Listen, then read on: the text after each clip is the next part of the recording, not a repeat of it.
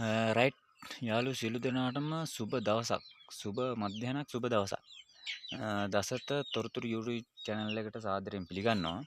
Right එතකොට මම මේ වෙනකොට වීඩියෝ දෙකක් කරලා තිනවා මගේ channel එකේ මගේ කුකුල් ගොවිපළ සම්බන්ධයෙන්. එතකොට රයිට් අද අලුත්ම තත්ත්වේ.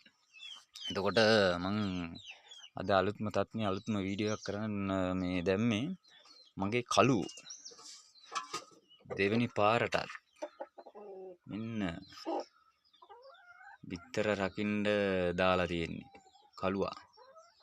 මේ ඇවිල්ලා කළුව දැන් බිත්තර රකින්න මේ මාස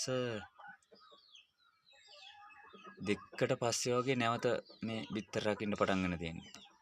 එයාගේ පැටව ටික තමයි මම ඔයාලට අර කලින් වීඩියෝ එකේ පෙන්නවුවේ. මේ ඇවිල්ලා නැවත මාස දෙකකින් විතර නැවත බිත්තර රකින්න පටන් ගන්න තියෙන්නේ. මේ තියෙන්නේ ඉන්නේ එයාගේ පැටව ටික. මම නැවතත් පෙන්නන්නම්. මේ මෙතන ඉන්නවා පැටව ටිකක් එයාගේ. මේ මාස දෙකකට වගේ කිට්ටු වෙන පැටව ටිකක් ඉන්නවා. එයා නැවතත් බිත්තර රකින්නවා. රයිට්. එතකොට මම අද ඒකයි තව විශේෂ දෙයක්. මම මේ මාස 6ක් 7ක් වගේ කාලය තුල මේ කුකුල් ගොවිපළ පටන්ගෙන මේ තියෙන්නේ මගේ කුකුල් ගොවිපළේ කුණුවල. අඩි සාමාන්‍යයෙන් 3.5ක් විතර ගැඹුර. එතකොට මේ කාලය තුල මම මීට අමතරව මේකෙන් ගත්ත මේ කුකුල් පොහොර භාවිතා කරා.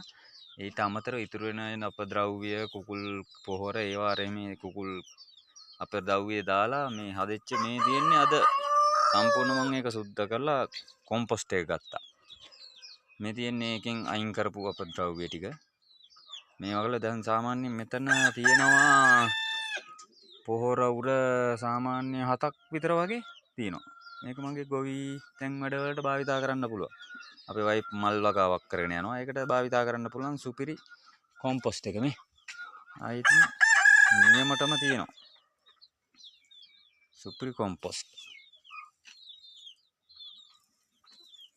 පස් කවලම් එක එක අපද්‍රව්‍ය වලින් ඊට අමතරව කුකුල් පොහොර ඊට පස්සේ දහයියා ඔය හැමදේම ඊට පස්සේ කුණු රොඩු ගිනි තියපුවා.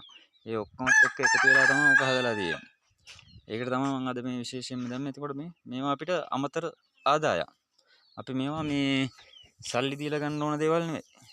අමතර ආදායක්. මාස 4ක් විතර වගේ මේ වලේ තිබ්බා. මම සාමාන්‍යයෙන් නිවාඩුවට හරි මේ ආපුවම වතුර ටිකක් එකතු කරනවා. වතුර ටිකක් දාලා හොඳට මඩ කරනවා. එහෙම කොහම හරි මාස 6ක් තිබ්බට පස්සේ හොඳටම දිරලා. සම්පූර්ණ මුළු වලම දිරලා කිසිම මේ ඔය